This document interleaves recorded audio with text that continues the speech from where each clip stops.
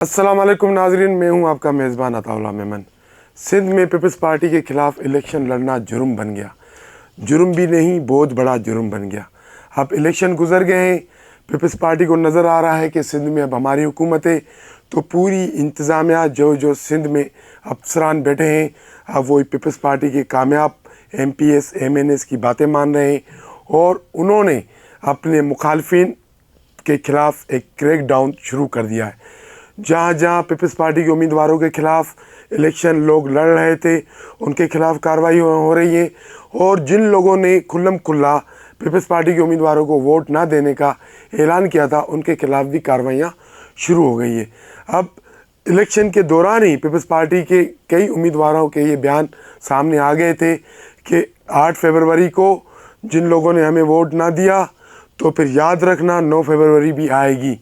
किसी ने तो यहाँ तक कहा कि अगर 8 फरवरी को आपने हमें वोट ना दिया तो फिर हम आप लोगों का पानी बंद कर देंगे। किसी ने ये भी कहा कि 8 फरवरी को अगर आपने हमें वोट ना दिया फिर हम देखते हैं आपका क्या हाल करते हैं। तो पीपल्स पार्टी के उम्मीदवारों ने इलेक्शन कैंपेन के दौरान जो बातें की थी इलेक्शन जीतने के बाद, और उन्हीं बातों पर अमल पेरा है।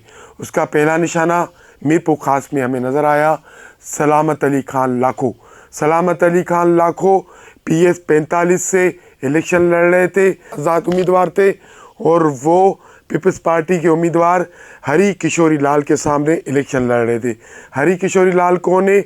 हरी किशोरी लाल पीपल्स पार्टी के साबिक वज़ीर भी है, जिन पर करप्शन के संगीन इल्ज़ामात लगे और इलेक्शन के दौरान ही, यानी कि इलेक्शन से कबल ही नेब ने उनको करप्शन के इल्ज़ाम में तलब भी किया हुआ है। ये हरी किशोरी लाल वही है, वो फूड मिनिस्टर थे, तो इन पर अरबों रुपए की गंदम खरीद करने का इल्ज़ाम था और नेब में इंक्वायरी चल रही है। ये हरी किशोरी लाल वही है जिसको 2018 के इलेक्शन में इसी सलामत अली खान लाखो ने कुर्बानियाँ देकर लोगों से झगड़े करके इलेक्शन में जितवाया था। और जब इलेक्शन में वो जीत गया 2018 के इलेक्शन में, तो पीपल्स पार्टी वालों की एक ये रिवायत रही है, जो उनका मौसम होता है पहले उसी पर वार करते हैं। तो हरी किशोरी लाल ने सलामत अली खान लाखो के मुखालफिन के साथ मिलकर 2018 के इलेक्शन के बाद जब वो वज़ीर बने तो उन्होंने उनके ख़िलाफ़ कार्रवाइयाँ शुरू कर दी, मुख्तलिफ झूठे केसेस बनाने शुरू कर दिए। उनको एक बार नहीं, कई बार नहीं, कईयों बार उनको गिरफ़्तार करवाया गया, उनके घरों पर छापे मारे गए, उनके बच्चों को, छोटे छोटे मासूम बच्चे जो 10 साल के 12 साल के, उनको तक ना बख्शा गया, उनको गिरफ़्तार करवाया गया।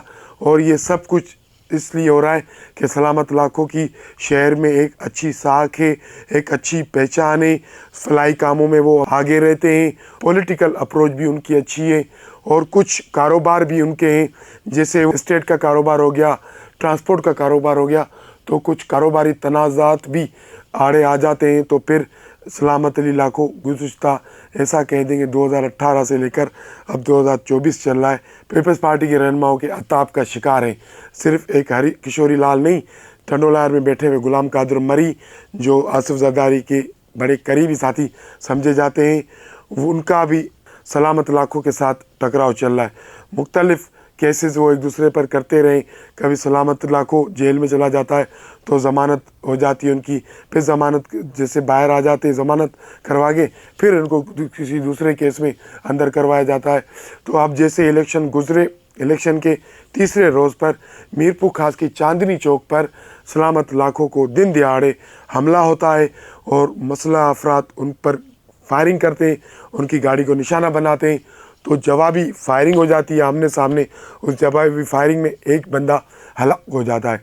जो हलाक हो जाता है उसका ताल्लुक़ मरी बरादरी से, और जैसे हमने आपको पहले भी जिक्र किया, गुलाम कादिर मरी का और सलामत लाखों का टसल आज से नहीं, बहुत दिनों से चल रहा है।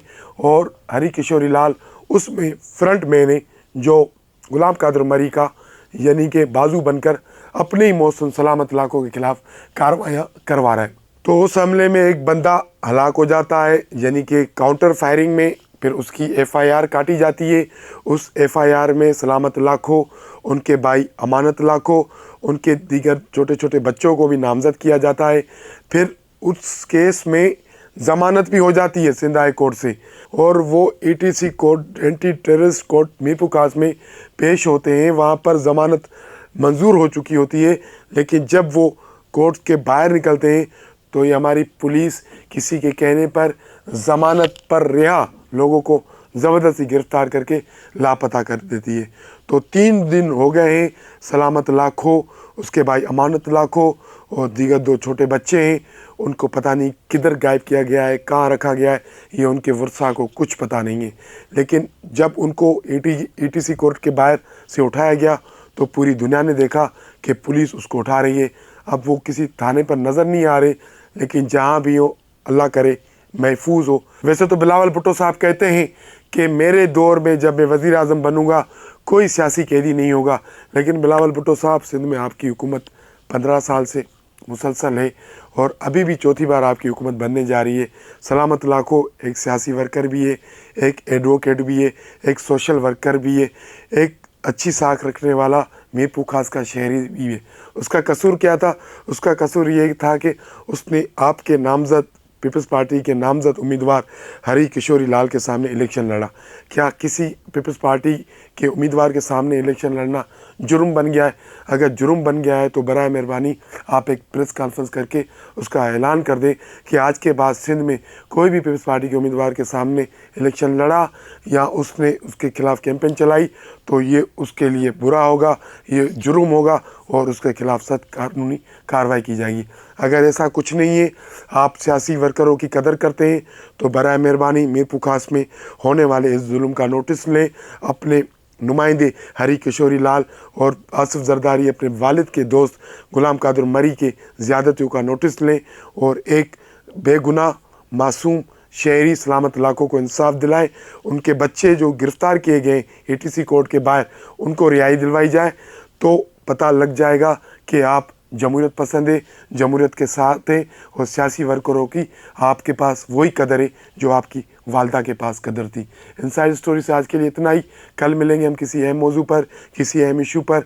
आपसे दरख्वास्त है कि आप हमारे चैनल को लाइक करें, शेयर करें, सब्सक्राइब करें। बहुत शुक्रिया।